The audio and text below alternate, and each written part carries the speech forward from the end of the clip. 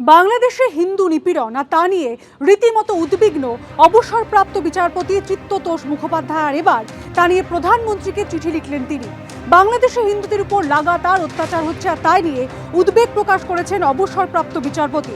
বাংলাদেশে সংখ্যালঘুদের নিরাপত্তা বাড়ানো হোক, নরেন্দ্র মোদীর পদক্ষেপ চেয়ে চিঠি অবসরপ্রাপ্ত বিচারপতি চিত্ততোষ মুখোপাধ্যায়। বাংলাদেশে হিন্দুদের উপর হামলা উদ্বিগ্ন বম্বে হাইকোর্টের প্রাক্তন প্রধান বিচারপতি। বাংলাদেশে বর্তমান যে পরিস্থিতি সেই সম্বন্ধে আমরা উদ্বেগ প্রকাশ করেছি। আমি তাকে বলেছি সেখানে যারা আছেন মাইনরিটি মানে সংখ্যালঘু সম্প্রদায়, তার মধ্যে হিন্দুরা আছেন, তাদের সম্বন্ধে আপনি যথাযোগ্য ব্যবস্থা নিন, তাহলে তার ফলশ্রুতি আমাদের দেশে হবে এবং এখানেও গোলযোগের সম্ভাবনা, এই কথা আমরা বলি। দুর্বৃত্তদের হাত থেকে নিজের ভিটে মাটি বাঁচানোর কাতর আরতি। বাংলাদেশের হিংসার ছবিতে নবতম সংযোজন রাজশাহী জেলার পুঠিয়া গ্রামের বাসিন্দার দুর্দশার কাহিনী। তার অভিযোগ, তারই জমি দখল করতে আসে মুসলিম সম্প্রদায়ের লোকজন, আর বাধা দিলে তার জমিতে থাকা গাছ কেটে ফেলে মুখ বেঁধে আসা দুষ্কৃতীরা। মুসলিম কান্ট্রিতে আমার হিন্দুর কোনো জায়গা নাই, আমি হিন্দু তাই আমার কোনো জায়গা নাই। আমার একবার অর্ধেক বাড়ি ঘর দখল করেছে, আমার এসে বাড়ি ঘর দখল করতে নেই। দেখো দেখো সব মুখ বান্ধা বান্ধা এসে সব দেখো। আর দেখো এর আগে আমার মা একা বাড়ি ছিল, আমার মা একা বাড়ি ছিল, আমার মা এক বাড়িতে মারে অর্ধেক বাড়ি দখল করেছে। ভয়ঙ্কর ছবি, ক্যামেরার সামনে কাতর আর্তনাদ করছেন মহিলা, বাঁচার আরতি করছেন, দুর্বৃত্তদের হাত থেকে নিজের ভিটেমাটি বাঁচানোর আরতি করছেন।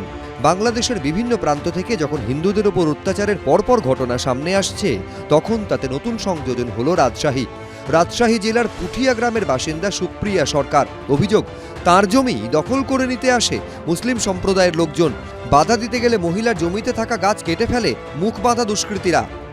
পৃথিবীর কি কোনো আইন নাই ভগবানের কাছে? আমরা হিন্দু অসহায় মানুষ, দুটা বোনের বাড়িতে থাকি, আমাদের অর্ধেক বাড়ি একজন দখল করে দিছে, আর একজন আসছে এখন মুসলমান মানুষ। আমার এখানে করে আমরা হিন্দু মানুষ এখানে দুটা বোন নিয়ে থাকি, আমাদের পৃথিবীতে কেউ নাই, আমাদের দোকান ভেঙে দিছে। বিশাল বাবা না, দেশবাসী আমার বাড়ি ঘর সব দখল করে নিচ্ছে। দেখো দেখো সবাই সব দখল করে নিচ্ছে। দেখো অন্যদিকে চট্টগ্রামে হিন্দুদের একের পর এক বাড়ি ভাঙচুর, মন্দিরে তাণ্ডব চালানোর ছবি পোস্ট করেছে বিজেপি। প্রথম লক্ষ্য হওয়া উচিত ভারত সরকারের যে বাংলাদেশের সরকারকে এটা বলে তাদেরকে প্রভাবিত করা যে বাংলাদেশে যেন শান্তি ফিরে আসে। আজকে বাংলাদেশের সরকারের দায়িত্বের মধ্যে পড়ে সে দেশের নাগরিক, তাদের যাই ধর্ম হোক, যাই বর্ণ হোক, যাই জাতি হোক, তাদেরকে রক্ষা করা। বাংলাদেশে যারা হিন্দু বসবাস করে তারা সেখানে শতাব্দীর পর শতাব্দী মানে বংশানুক্রমে বসবাস করে।